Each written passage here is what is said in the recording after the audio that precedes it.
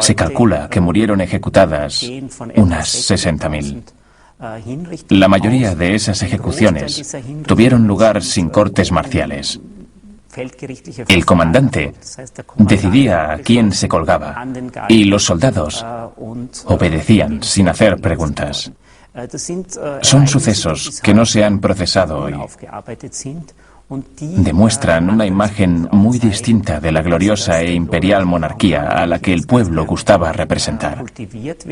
Los mandos del frente del este y del sudeste hacían su trabajo con una increíble frialdad y crueldad. Este era el otro ejército. El ejército de refugiados de guerra y personas desplazadas, tanto si el resultado era la victoria o la derrota. En todos los frentes, los civiles enemigos eran desplazados en masa por las autoridades militares. Eran calificados de políticamente poco fiables por el ejército austrohúngaro y los echaban de sus hogares. Estamos hablando de cientos de miles de personas que fueron forzadas a dejarlo todo en unas horas.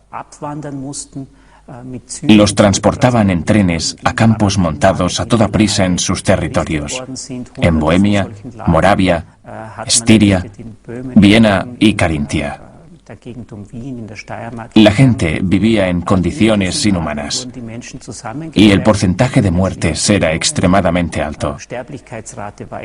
Eran retenidos en esos campos durante meses, incluso años. También los utilizaban como mano de obra para reemplazar a los hombres que estaban en el frente. La ley marcial se implantó como solución al problema de la nacionalidad. Los asentamientos se convirtieron en áreas multinacionales del conflicto, particularmente en el este, en zonas que eran étnicamente homogéneas. En el Reich alemán se hablaba de levantar un muro de soldados alemanes en la frontera oriental para detener la ola eslava y de construir instalaciones para los futuros soldados germanos que lucharan en el este.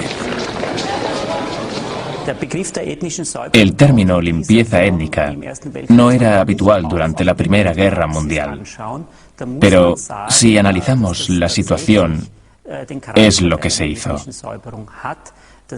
Regiones enteras fueron limpiadas a conciencia. La gente era realojada y eso lanzaba una larga sombra sobre su historia futura. Se llevaron a cabo prácticas que en la Segunda Guerra Mundial se emplearon de forma más severa y sistemática.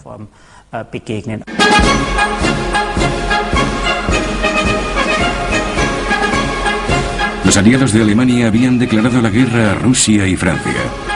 Como en el Imperio Austrohúngaro, la aristocracia, la burguesía y los intelectuales estaban intoxicados por las ideas nacionalistas.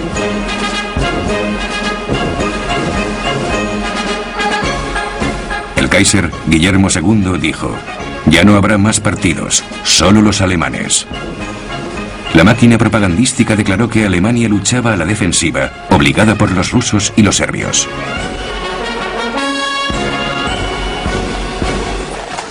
El Reich alemán tenía ahora la oportunidad de seguir con sus planes de anexión. Quería expandirse por Francia, Rusia y Bélgica. El ejército belga fue movilizado a toda prisa, pero no pudo evitar el ataque alemán.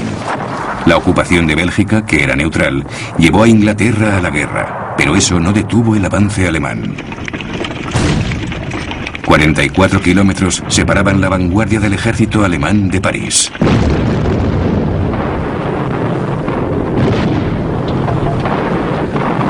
Solo la resistencia unida de franceses y británicos podía contener la ofensiva. A lo largo del frente se cavaron 700 kilómetros de trincheras. Los alemanes tuvieron éxito y consiguieron arrebatar Prusia al ejército del zar. Casi 260.000 rusos cayeron prisioneros. También detuvo el avance de los rusos por los Cárpatos hacia Hungría y Viena. 1914 fue un año de victorias para Alemania y derrotas para Austria.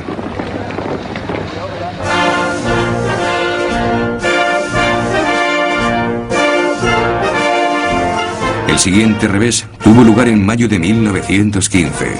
Hasta entonces, Italia había permanecido neutral. Ahora, declaraba la guerra. Para prevenirlo, Francisco José ofreció repartirse la provincia de Trentino. Era muy poco. El entente prometió Italia y todos los territorios italianos ocupados por Austria: Trentino, el sur del Tirol y Trieste. La declaración de guerra por parte de Italia hizo que todos olvidaran la fatiga de la batalla, particularmente los eslavos, menos motivados para luchar que los rusos y los serbios. No era como contra Serbia o Rusia. Los polacos, los checos, los eslavos del sur, los croatas y los eslovacos no dudaron en luchar contra Italia. Italia era un enemigo emocional. No era enemiga de los eslavos y por eso no se formó un frente, pero sí alteró la forma en que se llevaba la guerra. Desde el principio se temió a una deserción en masa. La actitud de Italia era diferente a lo que los italianos pensaban. Estaban horrorizados porque se decía que ciertos regimientos eslavos no solo luchaban hasta que el enemigo se rindiera, sino que mataban por placer. Al principio Italia estaba ganando. Austria había sido forzada a luchar en 3 frentes. Requerían constantes alistamientos. El húngaro Franz Kunstler se alistó en 1917, pero el método para aumentar el ejército no era tan honrado como debiera haber sido. Era una farsa. Un hombre grande delante de mí. Y no lo aceptaron. Yo era menudo, pero me alistaron. La gente rica iba a ver a un abogado. En cada pueblo había uno. Y un oficial civil que lo arreglaba todo. Los ricos sobornaban a los médicos y los oficiales. Aquel muchacho era el hijo de un granjero rico, muy robusto, pero el oficial le dijo que no era apto.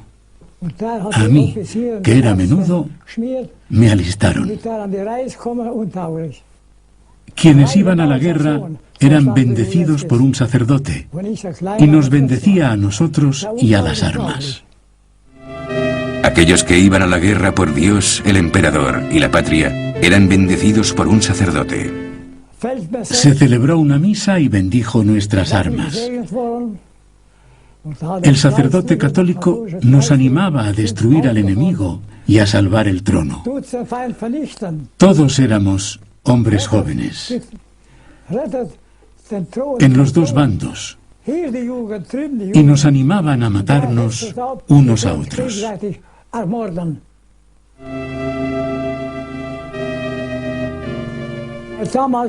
Desde entonces no he vuelto a la iglesia. Los curas no me gustan, incluyendo al Papa. La marcha de los italianos hacia Trieste se detuvo antes de llegar allí, en Isonzo. El ejército imperial había adquirido espíritu de lucha. Ganaban batallas, pero no la guerra. Las batallas de los alrededores de Isonzo y Piave acabaron con las vidas de 250.000 austríacos e italianos.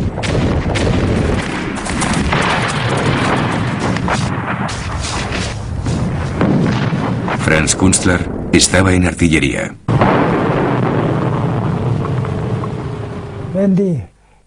Cuando los italianos atacaron, se nos ordenó que disparásemos. Y lo hicimos como locos.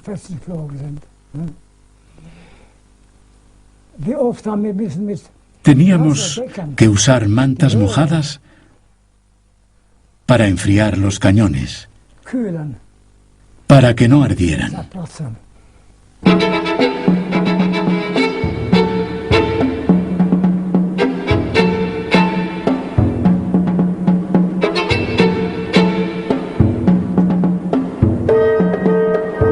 Algunas secciones del frente austroitaliano estaban situados en las alturas de los Alpes.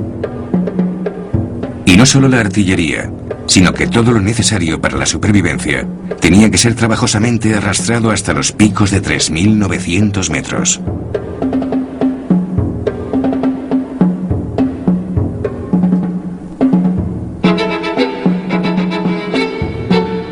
Quienes Quienes conquistaban las montañas tenían también los valles. Como resultado de esta estrategia, la infantería de montaña de italianos y austriacos corría para ocupar las cimas de los Dolomitas, los Alpes Cárnicos y los Alpes Julianos.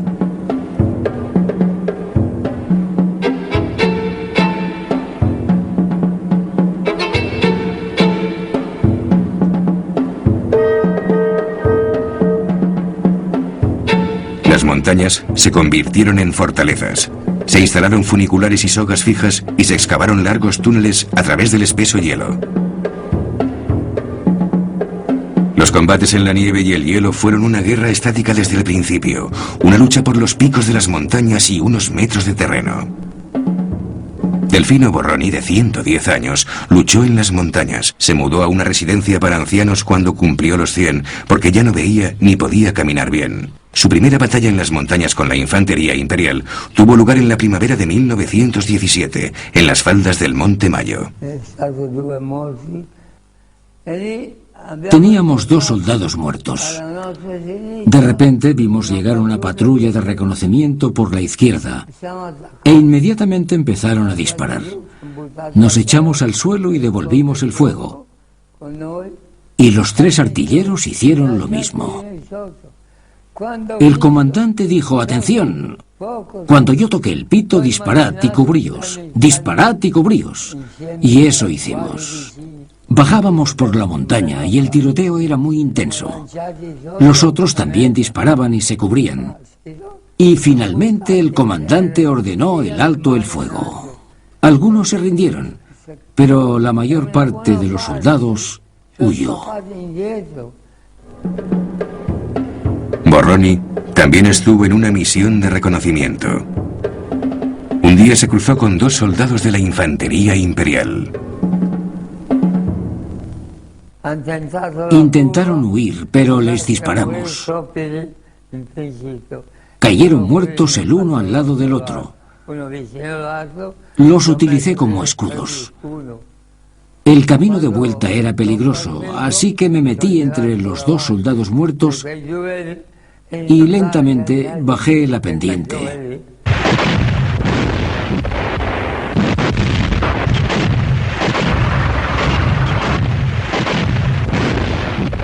En octubre de 1915 terminó por fin la conquista de Serbia, pero con la ayuda de las tropas alemanas y búlgaras.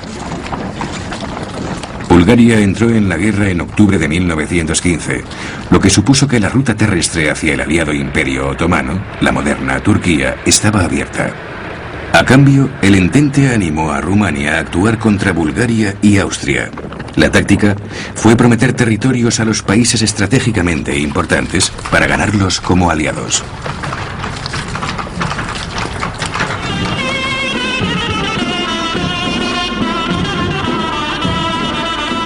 La estrategia de librar una guerra en varios frentes supuso que los otomanos atacaran a